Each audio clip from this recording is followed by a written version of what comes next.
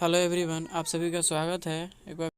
आइए हम लोग जो हमारी दुनिया कक्षा 6 के पाठ 2 पृथ्वी एवं उसकी गतियाँ जिसके बारे में जानते हैं एवं उस अध्याय से संबंधित कुछ प्रश्नों को यानी कि हल करते हैं। ठीक है, तो जो हमारा पहला क्वेश्चन है कि पृथ्वी अपने अक्ष पर कितने समय में घूम लेती है।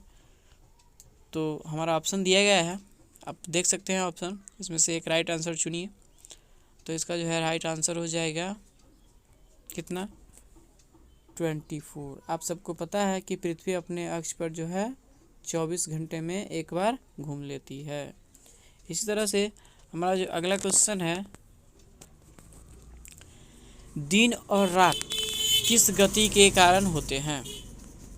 तो हमारा ऑप्शन दिया गया है, ऑप्शन देखिए और बताइए।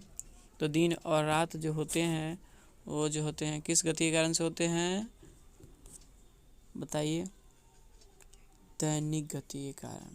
किस गति के कारण? दैनिक गति के कारण दिन और रात होते हैं। जो पृथ्वी अपने अक्ष पर 24 घंटे में घूमती है, ठीक है, अपने अक्ष पर, उस गति को दैनिक गति कहा जाता है। ठीक है, इसी कारण से क्या होते हैं, दिन और रात होते हैं। आइए इस तरह से हम लोग आगे बढ़ते हैं और हमारा जो अगला क्वेश्चन है वह है कि पृथ्वी अपने अक्ष पर कितना झुका हुआ है। पृथ्वी अपने अक्ष पर कितना झुका हुआ है। तो हमारा जो है ऑप्शन दिया गया है, देखिए ऑप्शन और कोशिश कीजिए जो है आंसर देने की। तो इसका जो है राइट आंसर हो जाएगा 23.5 डिग्री। कितना? 23.5 डिग्री। इसका जो है ऑप्शन डी आंसर होगा। कितना डिग्री है? 23.5 डिग्री। ठीक है, इस तरह से ये हम लोग नेक्स्ट क्वेश्चन की तरफ बढ़ते हैं। और जो हमारा अगला क्वेश्चन है वह है कि ऋतु में परिवर्तन किस गति के कारण होते हैं। तो हमने जाना कि दैनिक गति के कारण दिन और रात होते हैं। ठीक है, इस तरह से ऋतु में परिवर्तन किस गति के कारण होते हैं। तो हमारा ऑप्शन दिया गया है, आप ऑप्शन देख सकते हैं ABCD में। ठीक है, ऐसे एक राइट आंसर का चुनाव कर सकते हैं। तो इसका जो है हमारा राइट आंसर हो जाएगा परिभ्रमण गति। कौन सी गति? परिभ्रमण गति, जिसके कारण से ऋतु में परिवर्तन होते हैं। ठीक है, चलिए इस तरह से हम अगले क्वेश्चन की तरफ बढ़ते हैं। और हमारा जो अगला क्वेश्चन है, पृथ्वी सूर्य का एक चक्कर कितने दिनों में पूरा कर लेती है। यानी कि जो पृथ्वी सूर्य का चक्कर काटती है वो कितने दिनों में एक बार पूरा कर लेती है। तो हमारा ऑप्शन दिया गया है, आप ऑप्शन देख सकते हैं। ठीक है, 360 दिनों में, 361 दिनों में, 364 या 365। इसमें से एक राइट आंसर चुनना है। तो इसमें जो हमारा राइट आंसर है वो है कितने दिनों में? 365 दिनों में, मतलब 365 दिन, जिसे हम लोग एक वर्ष कहते हैं। क्या कहते हैं? एक वर्ष। एक वर्ष में जो है पृथ्वी सूर्य का एक चक्कर काट लेती है। ठीक है, आइए इसी तरह से हम लोग अगले क्वेश्चन की तरफ बढ़ते हैं। और जो हमारा क्वेश्चन है अगला, कभी कभी हमें प्रतीत होता है कि सूर्य पूरब से पश्चिम की ओर जाता हुआ प्रतीत होता है। ठीक है, सूर्य की इस गति को कहा जाता है।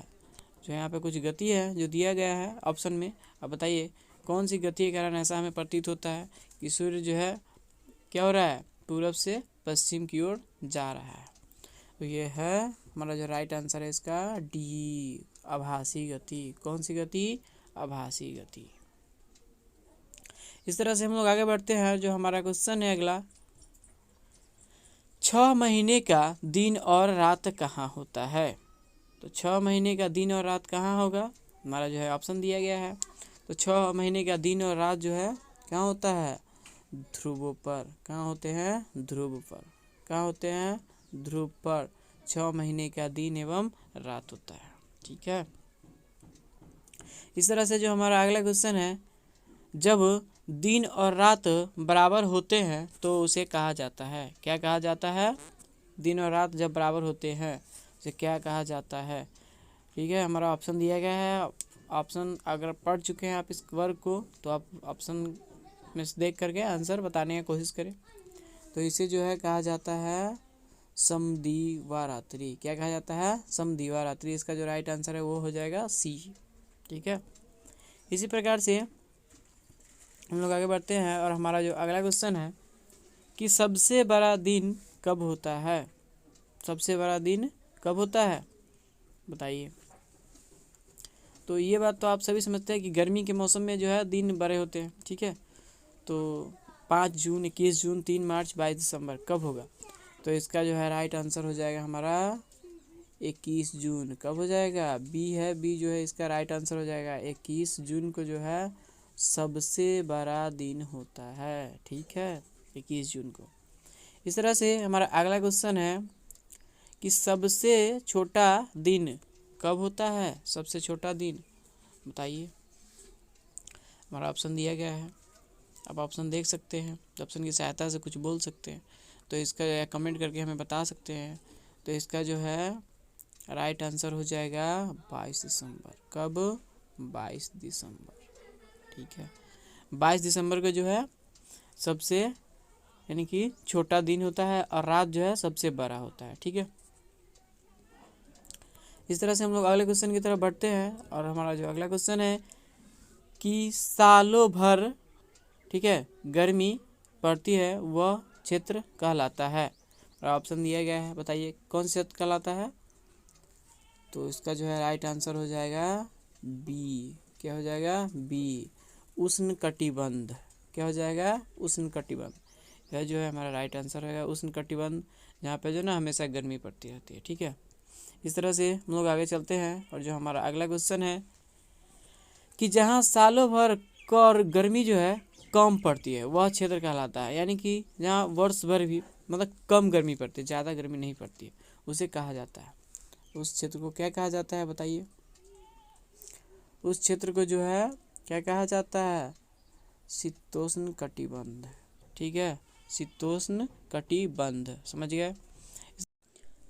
तो हमारा जो क्वेश्चन है वो है चांद पर पहुंचने वाले पहले व्यक्ति थे, वो कौन थे बताइए। इसका राइट आंसर हो जाएगा वो हो जाएगा नील आर्मस्ट्रॉन्ग। ठीक है, नील आर्मस्ट्रॉन्ग।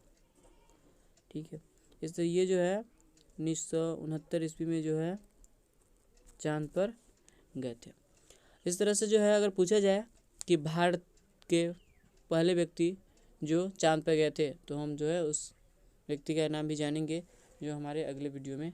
आप सभी से अनुरोध है कि अगर आपने हमारी पहली वीडियो नहीं देखी है जो इसी पुस्तक से संबंधित है, जिसमें पहले पार्ट से बहुत सारे क्वेश्चनों को हल किया गया है, तो आप हमारे प्रथम वीडियो को देख ले। उस वीडियो का लिंक जो है डिस्क्रिप्शन में दिया गया है। अच्छा लगा हो वीडियो तो हमारे चैनल को लाइक एवं सब्सक्राइब करना ना भूलें। साथ ही हमारा इंस्टाग्राम लिंक दिया गया है जिसे फॉलो कर